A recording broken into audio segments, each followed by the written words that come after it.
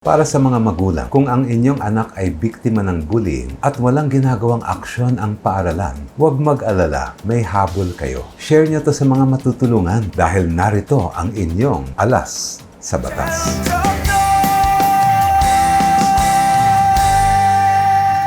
Magandang araw mga kakampi. Attorney Chel Diokno po. May tanong sa ating free legal help desk. Hello po Attorney Chel. Ang anak ko po ay grade 5 ngayon. Na-enjoy niya naman po ang subjects niya. Pero recently, nagsasabi siya na ayaw daw niyang pumasok. Halos naiiyak na. Noong kinausap ko, sabi sa akin na binubuli daw siya ng classmates niya. Sinabihan ko po ang homeroom teacher, pero parang walang improvement. Hindi po ba obligasyon ng school na itigil ang bullying? Kinalulungkot ko po ang sitwasyon ng inyong anak. Tama po, responsibilidad ng elementary at secondary schools na gumawa ng konkretong hakbang laban sa bullying ng mga estudyante. Sa Anti-Bullying Act o RA 10627, itinuturing na bullying ang anumang severe or repeated statements o physical acts ng isang estudyante laban sa kapwa estudyante na may sumusunod na epekto. Pagdulot ng takot sa pisikal o emosyonal na pinsala, paglikha ng isang hindi kaaya-ayang kapaligiran sa paaralan, paglabag sa karapatan ng ibang estudyante, pagkakagambala sa maayos na operasyon ng paaralan.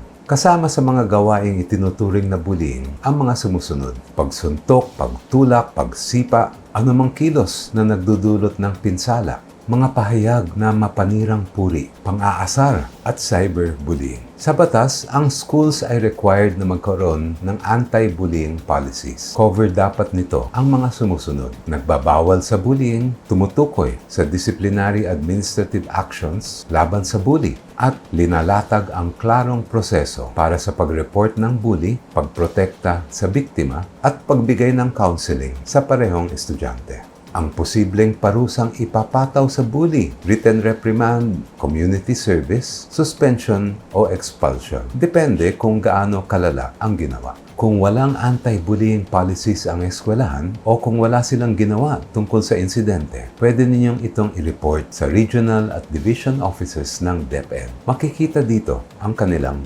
directory. At ang DepEd may kapangyarihang parusahan ang school through suspension o revocation ng permit. Malaki ang impact ng bullying sa mga kabataan natin at dapat seryosohin ang issue na ito. Sana nakatulong po ito. Share please sa mga kapwa concerned parents. Salamat sa inyong panonood at sa lahat ng subscribers natin sa social media. Please like and subscribe for more legal guidance. At kung kayo ay may problema o may gustong malaman tungkol sa batas, pumunta lang po sa ating free legal help desk, www.cheldiokno.com. Laging tandaan, ang kaalaman ay ating alas sa batas. Tuloy-tuloy po ang ating pag-vlog para sa kaalaman at kapakanan ng lahat. Please like and subscribe na mga kakampi. This channel is for you.